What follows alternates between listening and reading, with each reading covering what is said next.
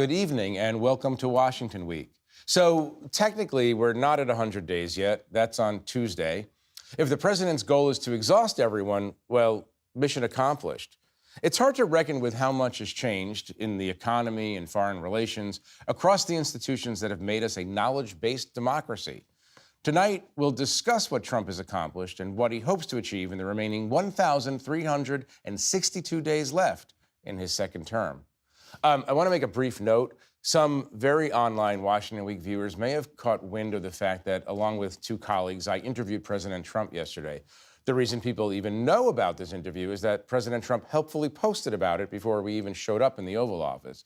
That interview will be part of a story that comes out on Monday on theatlantic.com. Joining me tonight for our discussion on the first 100 days, Caitlin Collins, an anchor and the chief White House correspondent for CNN.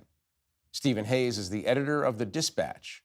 Asma Khalid is a White House correspondent for NPR and a co-host of the NPR Politics podcast.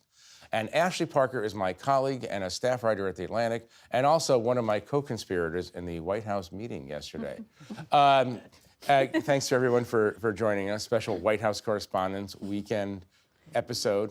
We have nothing different, actually. Just noting that for the record. Ashley, I do want to note that we had a weird day. Yeah, it was a real journey. It was a journey. It was an emotional journey. I wanted to ask you one question because I think a lot of people did see this post from Donald Trump on Truth Social. I won't read the whole thing. We'll put it up on the screen. But, you know, about 4 hours before we are scheduled to go see the president in the Oval Office, he basically puts up a long rant against us and saying that we're bad reporters, but he's having us come in as a kind of a competition with himself. And I mean... He also totally blew up our spot.